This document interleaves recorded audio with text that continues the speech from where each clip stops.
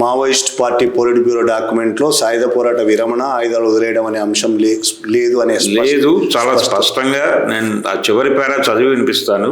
ప్రపంచంలో, దేశంలో మౌలిక వైరుధ్యాల తీవ్రతను వెన్నంటి ప్రజలు ప్రపంచవ్యాప్తంగా దేశంలో దోపిడీ వర్గాలకు వ్యతిరేకంగా పోరాడుతూనే ఉన్నారు.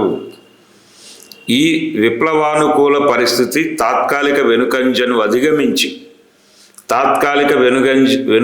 అధిగమించి పురోగమించటానికి ప్రాతిపదికగా వనరుగా ఉంటుంది.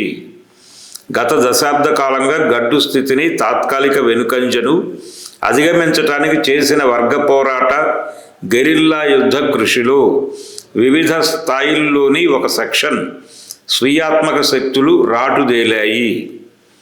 ఇప్పటికీ దేశంలో వేలాది పార్టీ క్యాడర్లు, పిఎల్జిఏ యోధులు, ప్రజా సంఘాల కార్యకర్తలు ఉన్నారు. నేటి స్థితిని అధిగమించటానికి ఈ స్వీయాత్మక అంశం, సబ్జెక్టివ్ ఫ్యాక్టర్, ప్రాతిపదికగా వనరుగా ఉంటుంది. ఈ ప్రాతిపదిక వనరు ఆధారంగా అన్ని రంగాల్లో, అన్ని స్థాయిల్లో రెండవ శ్రేణి నాయకత్వాన్ని అభివృద్ధి చేసుకుందాం. ఈ వస్తుగత స్వీయాత్మక అనుకూలతల ఆధారంగా విప్లవోద్యమాన్ని శత్రుదాడి నుంచి కాపాడుకొని పురోగమింప చేద్దాం.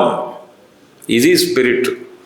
అంటే మనకి బయట మన కోసం మాట్లాడుతున్నటువంటి శక్తులు ఉన్నాయి, అలాగే లోపల మన కోసం పనిచేస్తున్నటువంటి క్యాడర్ ఉంది.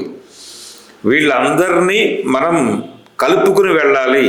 ఎక్కడైనా నష్టం జరిగితే రెండో శ్రేణి నాయకత్వాన్ని డెవలప్ చేసుకుని పురోగమించటం మీద దృష్టి పెట్టాలి అని స్పష్టంగా రాసుకున్నారు. అందులో ఎక్కడైనా తిరోగమనం అనే మాట ఉందా? పురోగమనం అని మాత్రమే ఉంది. సాయుధ పోరాట విరమణ అనే మాట దీనిలో లేదు.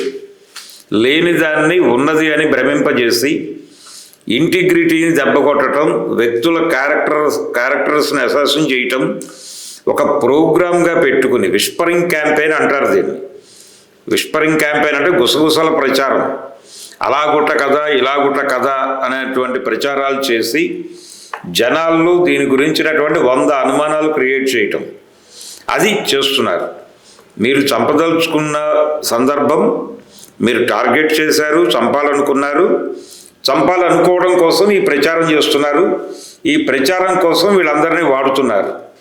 మీరందరూ శత్రువుతో చేతులు కలిపి వాడి ప్రయోజనాలు నెరవేర్చడం కోసం ఈ ప్రచారం చేస్తున్నారు అనే విషయాన్ని విప్లవోద్యమం గమనిస్తోంది అనేటువంటి స్పృహ ఈ యూట్యూబర్లకి అర్థం కావాలి.